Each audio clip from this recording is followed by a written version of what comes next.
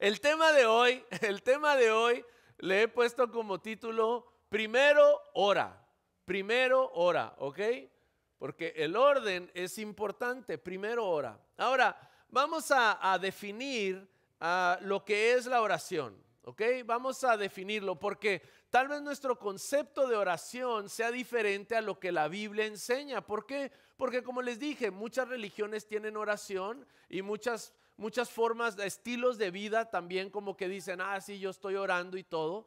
Pero tenemos que reparar nuestro concepto acerca de la oración. En el Antiguo Testamento la Biblia nos enseña que la oración es una conversación entre una persona y Dios, en donde la persona busca a Dios para recibir una instrucción, dirección o un milagro para algo muy específico. Como resultado de esa conversación, la persona recibe la fuerza o el vigor para tomar acción a beneficio de su vida o de la vida de los que lo rodean. Entonces, en el Antiguo Testamento, en la primera parte de la Biblia, oración simplemente era una conversación entre una persona y Dios. Si tú has tenido una conversación con un amigo, con tus papás o con un familiar, quiero decirte que así como hablas con ellos, cuando tú hablas así con Dios, ya estás orando. Tenemos que romper esas barreras donde es que yo no sé las palabras adecuadas o el orden en el que tengo que decir y por eso la verdad es que me limita a orar. Pero orar con Dios es una conversación. Y tenemos que también entender cómo Dios responde a esas oraciones. Lo pusimos de esta manera. Miren cómo dice esta frase. La respuesta a la oración viene cuando por fe hacemos lo que antes por nuestras fuerzas no podíamos. La respuesta a la oración viene cuando por fe hacemos lo que antes por nuestras fuerzas no podíamos. Tal vez no está, no sé qué pasó. Bueno. La respuesta a la oración es cuando te das cuenta que empiezan a suceder cosas que antes por más que intentabas no sucedían por tus propias fuerzas. Nos acaban de dar un ejemplo ahorita en el tiempo de los anuncios, pero déjenme yo les digo otra. Muchas de las veces nosotros estamos batallando con una situación. Yo les voy a poner un ejemplo personal. Yo tenía una deuda. Cuando me vine a vivir aquí en San Diego estaba bien endeudado. ¿Cuántos dicen amén a eso? Sí, varios, ¿verdad? ¿No? Bueno, vamos a lidiar con eso. Si ya la encontraste, la podemos poner, está bien. La puedes poner. Y yo intenté muchas cosas, estudié, fui con gente a que me ayudara y todo, y no me podía deshacer de esa deuda. Trabajaba más y no sabía exactamente a dónde se me estaba yendo el dinero. Y un día yo lo puse en oración en uno de estos domingos de Shredder Sunday como el que viene. Lo puse en oración, le dije, Señor, yo me quiero deshacer de esta deuda. Yo vengo delante de ti, quiero hacer las cosas bien, pero no puedo solo. Necesito tu ayuda. Y en ese momento algo sucedió donde yo seguía trabajando, le seguía echando ganas, hacía todo lo que yo tenía que hacer, pero Dios empezaba a responder. De repente, no sé ni de dónde, pero salía algo extra y yo le podía adelantar a la deuda y después de un par de años eliminé completamente esa deuda. Ahora, yo ya había intentado con mis propias fuerzas, pero no fue hasta el momento donde yo hice equipo con Dios, donde yo le dije, Dios, yo no puedo esto solo, necesito tu ayuda, donde yo empecé a avanzar en la dirección correcta. El cristianismo, familia, es una respuesta a una oración que nosotros tenemos que hacer todos los días. La Biblia dice que Jesús le dijo a sus discípulos, toma tu cruz, ¿cuántas veces? Todos los días, una vez todos los días, cada día. Muy bien, Edgar, ahí vamos. Todos los días. ¿Por qué? Porque nuestra fe es resultado de una vida constante en oración. Sin oración no se puede ser cristiano. No se puede. Tenemos que tener una vida de oración porque Dios nos contesta las oraciones y Dios provee para nosotros siempre y cuando entendemos que es a través de esta oración donde nosotros tenemos una relación con Dios. Muchas veces nosotros no sentimos esa conexión con Dios, venimos a la iglesia, nos gusta la alabanza, nos encanta el mensaje, pero luego no tenemos esa conexión, ¿verdad? Con Dios, como que decimos, Señor, ¿qué falta? ¿Por qué no me siento tan cristiano allá como aquí? Lo que puede estar faltando es la vida de oración. La vida de oración. Es tan importante entender que es algo que empieza a suceder que por nuestras fuerzas no podemos. Nosotros no podemos vivir una vida cristiana por fuerza humana. No se puede. No se puede vivir una vida cristiana por mi propia voluntad. Si no, todo el mundo estaría haciendo puras cosas buenas sin necesidad de Dios. Se necesita la vida de oración, se necesita esa conexión con Dios para poder vivir esta vida que nosotros queremos vivir. Ahora la pregunta, ¿será que nosotros hemos estado orando mal? ¿Será que todo este tiempo que hemos estado orando tal vez lo estamos haciendo mal? Porque sí hay versículos en la Biblia que nos dicen que pudieran estar asustándonos en cuanto a la oración. Por ejemplo, en Job 35:13 dice que Dios no escucha las plegarias vacías. En Juan 9:31 dice que Dios no escucha las oraciones de los pecadores. Ya estoy en serios problemas ahí, ¿va? ¿Qué quiere decir esto? Puede ser que entonces, ¿para qué oro si no siento que hay esta respuesta? Pero vamos a definir esto, porque yo sé que a veces este es nuestro miedo. ¿Será que yo lo estoy haciendo mal y por eso Dios no me escucha? En el pasaje que yo les dije de Job 35:13, cuando dice que Dios no escucha a estas plegarias, estas oraciones vacías, se refiere a la gente que realmente está siendo convenenciera con Dios, que no tiene una relación con Dios, que no cree en Dios, que lo está haciendo simplemente por hacerlo. La segunda, en Juan 9:31, cuando dice que Él no escucha la oración de los pecadores, esa raíz de pecadores realmente a lo que se refiere es a la gente que ha rechazado todo lo que Jesús es. Cuando una persona rechaza todo lo que Jesús es y siente que orarle al universo le va a traer la respuesta, pues Dios no contesta esas oraciones. Pero en cuanto a nosotros, yo estoy seguro que todos los que estamos aquí estamos orando bien, pero tenemos que orar mejor. Estamos orando bien, pero la meta es orar mejor. Y hoy les quiero dar algunos principios bíblicos, unos principios prácticos que hoy puedes anotar, te lo puedes llevar contigo y que a partir de hoy, basado en esos rudimentos espirituales, tus oraciones van a ser mejores. ¿Por qué? ¿Por qué es importante orar mejor? Pues por muchas razones. La primera es porque fortalece nuestra vida espiritual. Fortalece nuestra vida espiritual. Y acuérdense que nuestra meta en este año, especialmente en enero, nuestra meta es fortalecer nuestra vida espiritual. Amén. Vamos a entrar en el primer versículo que vamos a leer hoy, que se encuentra en el libro de Efesios 3:14 al 21. Efesios 3:14 al 21. Y dice así: por esta razón me arrodillo delante del Padre, de quien recibe nombre toda familia en el cielo y en la tierra. Le pido que por medio del Espíritu y con el poder que procede de sus gloriosas riquezas, los fortalezca a ustedes en lo íntimo de su ser. ¿Cuántos pueden decir amén a eso? Amén. Para que por fe Cristo habite en sus corazones. Y pido que arraigados y cimentados en amor puedan comprender junto con todos los santos cuán ancho y largo, alto y profundo es el amor de Cristo. En fin, en que conozcan ese amor que sobrepasa nuestro conocimiento, para que sean llenos de la plenitud de Dios. Primero quiero hablar acerca de qué hace la oración en nuestro interior.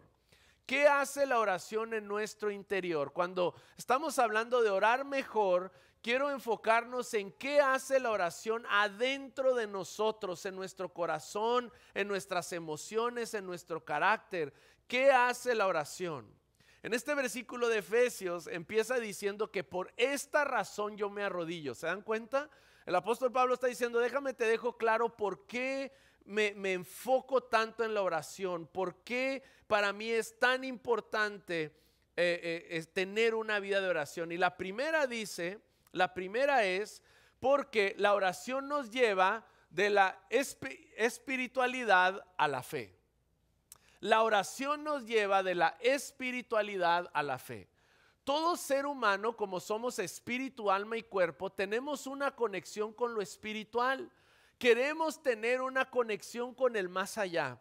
Y cuando no entendemos la conexión entre el cielo y la tierra, no entendemos o no conocemos al único y verdadero Dios, nuestro espíritu quiere buscar cosas espirituales. De hecho, antes de Jesús, y tal vez tenemos familia o amigos que ustedes saben que estamos buscando cosas espirituales, ¿verdad que sí? Queremos saber cómo esta conexión, desde nuestra conexión con las estrellas, ¿verdad? O los horóscopos, todo este rollo, o las limpias, ¿verdad? Los que crecimos mexicanos y ese tipo de cosas, como que siempre queremos esta conexión con lo espiritual. Pero ¿saben qué hace la oración una vez que aceptamos a Cristo en nuestro corazón y activamos una vida de oración diaria, una vida de oración constante en nuestra vida? Hace que maduremos para pasar de espiritualidad a una vida en fe. Cuando tú empiezas a orar, entiendes que lo que tú declaras en el nombre de Cristo Jesús va a suceder. Eso ya no es espiritualidad, eso es fe. Cuando tú sabes que a través de una oración, a través del poder de tu testimonio, puedes atraer a gente a Jesús y a la verdad, a la única verdad, eso ya no es espiritualidad, eso es fe. Cuando tú sabes que cuando alzas tus manos y alabas al Señor, como el momento que tuvimos ahorita, no es entrar en un trance y ver qué sucede en ese momento. Cuando tú entiendes que alabar al Señor cambia la atmósfera y hace algo poderoso en tu vida, ya no es espiritualidad, ahora es fe. Ahora es fe. Es una vida en fe. En este versículo, en el versículo 17 dice, para que por fe Cristo habite en sus corazones. Esta raíz de habitar es la palabra katoikeo en griego, que significa poseer o vivir dentro de. Se usa en el ejemplo como cuando dices, este es mi casa porque yo vivo en ella. No es como que yo soy dueño de una casa que rento, pero esta es mi casa porque yo vivo en ella. Aquí es donde está mi recámara, aquí es donde yo vivo. Lo que está diciendo el apóstol aquí es, tú tienes que pasar a una vida de fe para que Cristo viva en ti, para que Él habite en ti, para que no nada más sea Jesús parte de tu espiritualidad, pero para que ahora Jesús sea el dueño de tu vida. Amén. Y eso es lo que empieza a suceder con esta vida de oración. La segunda cosa que sucede en nuestro interior cuando crecemos en nuestra vida de oración es que nos conecta, nos ayuda a entender el amor de Dios. Si avanzamos aquí en la lectura, dice en el 18, versículo 18, que puedan comprender junto con todos los santos cuán ancho y largo, alto y profundo es el amor de Cristo. Todos nosotros, todas las personas sobre la faz de la tierra ya han recibido el beneficio de sentir el amor de Dios. Por ejemplo, Juan 3:16 dice, porque de tal manera, entonces ya recibimos el beneficio del amor de Dios. Ya recibimos, toda persona, crea o no en Dios, recibe el beneficio del amor de Dios. Pero hasta que no vivimos una vida de oración, no podemos entrar a la comprensión, al entender cuán grande es el amor de Dios. A veces a uno le toma ser padre para entender el amor de un padre. A veces a uno le toca ser esposo para entender el amor de un esposo. A veces a uno le toma ser abuelo para entender el amor de un abuelo, ¿verdad que sí? Esto es nuestro caminar con Dios. Cada vez vamos entendiendo, comprendiendo cuán grande es el amor de Dios para con nuestras vidas. A veces sentimos que el puro hecho de que nos haya perdonado, sentimos, wow, Dios, qué grande es tu amor, me perdonaste. Pero luego cuando Dios nos empieza a corregir, tenemos que entender que en esa corrección hay otro nivel de amor. Y cuando Dios nos empieza a retar, a llevar de gloria en gloria, como dice su palabra, entendemos otro nivel de cuán grande es el amor de Dios para nuestra vida. Fíjense, familia, es necesario cada vez entrar en etapas nuevas del amor de Dios para poder seguir avanzando en nuestra fe. Si tú tal vez te sientes un poco atorado, un poco estancado, te animo, te motivo a que este año te enfoques a crecer en oración para que Dios te revele un nuevo nivel de su amor. Finalmente, la tercera cosa que sucede en nuestro interior es como acaba este versículo. Versículo 19 dice, versículo 19 dice, en fin, que conozcan que ese amor que sobrepasa nuestro conocimiento, para que sean llenos de la plenitud de Dios. La tercera cosa que pasa en nuestro interior es que nos llena de la plenitud de Dios. Cuando tenemos una vida de oración, en este crecer, en esta oración, en este caminar en oración constante, al orar nosotros estamos siendo llenos de la plenitud de Dios. ¿Saben? Lo más triste es ver a un cristiano caminar vacío de Dios. Porque podemos ser cristianos y no estar llenos de Dios. Y se batalla, venimos a la iglesia y simplemente no estamos, o nada más queremos venir para llenarnos tantito y de aquí al restaurante ya se nos bajó el tanque otra vez. Y tenemos que estar otra vez, pero si mantenemos una vida de oración, si maduramos a crecer nuestra vida de oración, entonces, ¿qué sucede en el interior? Estamos llenos de la plenitud de Dios. De eso se trata. La Biblia dice que es mejor dar que recibir. Cuando tú estás lleno, siempre estás en una postura de dar. Siempre estás en una postura de dar. Y eso es lo que la Biblia enseña. Es mejor estar en esa postura de dar. Es mejor siempre estar llenos de la plenitud de Dios. Amén. Ahora vamos a ver qué sucede en nuestro exterior. ¿Qué pasa en nuestro exterior cuando nosotros empezamos a mejorar cómo oramos? Cuando nos volvemos más constantes en nuestra vida de oración. Lo primero que sucede es que nuestra vida de oración nos da segundas oportunidades. Nos da segundas oportunidades. Yo tengo muchísimos ejemplos de oraciones que he hecho que después de esa oración he recibido una segunda oportunidad. ¿Cuántos a lo largo de nuestra vida hemos necesitado una segunda oportunidad? ¿Verdad que sí? Amén.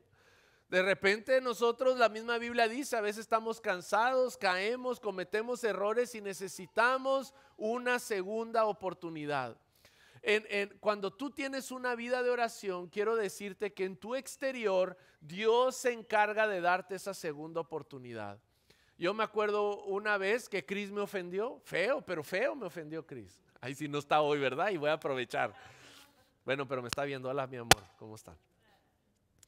No, pero yo me acuerdo cuando hemos tenido broncas, ¿verdad? Familiares. Y como tenemos esa vida de oración, podemos responder a la segunda oportunidad diferente.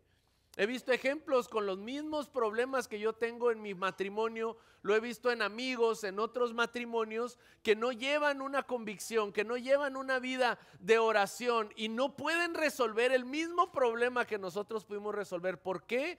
Porque nuestra vida de oración crea este ambiente de segundas oportunidades. Tanto así que para recibir a Jesús lo hacemos a través de una oración. Y recibir a Jesús es la mejor segunda oportunidad de vida que existe. Es pasar de muerte a vida, dice la Biblia. De eterna condenación a una vida eterna.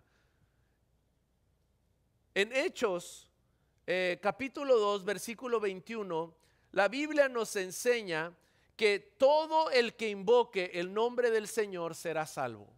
Todo el que invoque el nombre del Señor será salvo. Salvo en este contexto viene de será rescatado para otra oportunidad, para seguir viviendo, para continuar. La segunda cosa que sucede externamente, cuando tenemos una vida de oración es esta. Dios transforma lo que tienes en mucho más de lo que necesitas. Dios transforma lo que tienes en mucho más de lo que necesitas. Mira, como cada uno de nosotros fuimos hechos a imagen y semejanza de Dios, cada uno de nosotros crecemos con sueños grandes, crecemos con dones y talentos que vienen desde que Dios nos hizo.